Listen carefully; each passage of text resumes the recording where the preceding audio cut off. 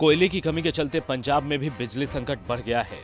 46 degree temperature के बावजूद घंटों तक बिजली गुल रहने लगी है।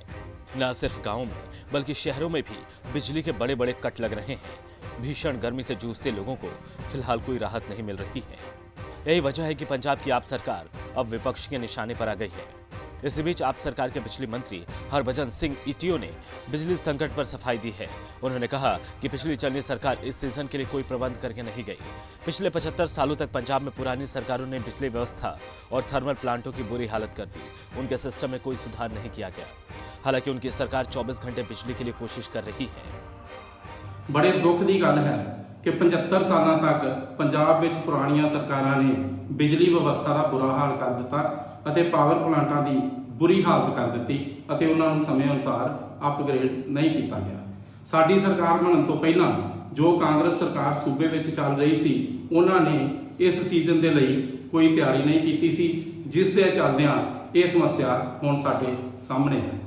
ਸਾਡੀ ਸਰਕਾਰ ਬਣੇ ਅਜੇ 1 ਮਹੀਨਾ ਹੀ ਹੋਇਆ ਹੈ ਅਤੇ ਅਸੀਂ ਦਿਨ ਰਾਤ ਇੱਕ ਕਰਕੇ ਮਿਹਨਤ ਕਰ ਰਹੇ ਹਾਂ ਕਿ ਪੰਜਾਬ ਨੂੰ 24 ਘੰਟੇ ਬਿਜਲੀ ਦੇ ਸਕੀਏ।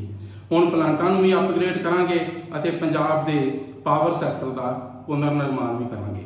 ਪਿਛਲੇ ਦਿਨਾਂ ਵਿੱਚ ਮੈਂ ਦਿੱਲੀ ਵਿੱਚ ਕੇਂਦਰੀ ਬਿਜਲੀ ਮੰਤਰੀ ਜੀ ਨੂੰ ਮਿਲ ਕੇ ਝੋਨੇ ਦੇ ਸੀਜ਼ਨ ਲਈ ਨਿਰਵਿਘਨ ਸਪਲਾਈ ਦੀ ਮੰਗ ਕੀਤੀ ਸੀ ਅਤੇ 2 ਦਿਨ ਪਹਿਲਾਂ ਹੀ ਸਾਡੇ ਮਾਨਯੋਗ ਮੁੱਖ ਮੰਤਰੀ ਸਰਦਾਰ ਭਗਵੰਤ ਮਾਨ ਜੀ ਵੀ ਦਿੱਲੀ ਵਿੱਚ ਕੇਂਦਰੀ ਬਿਜਲੀ ਮੰਤਰੀ ਜੀ ਨੂੰ ਮਿਲੇ।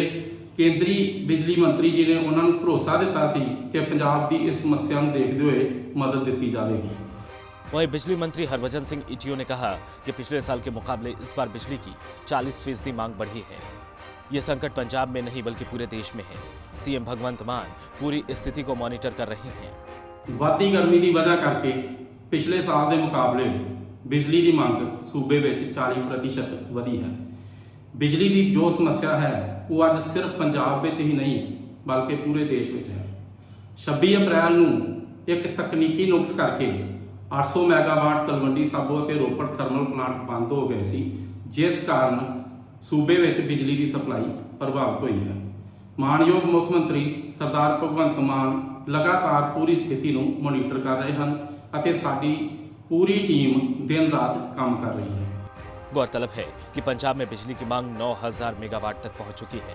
5 थर्मल प्लांटों की 4 यूनिटों में खराबी की वजह से संकट गहरा गया। डिमांड और सप्लाई में करीब 1200 मेगावाट का अंतर आ गया है। 4 साल में ये पहली बार है जब इन दिनों में इतनी मांग हुई हो। हालांकि बिजली मंत्री ने कहा कि 26 अप्रैल को तकनीकी नुक्स की वजह से 800 मेगावाट के तलवंडी और रोपड़ थर्मल प्लांट बंद हो गए थे।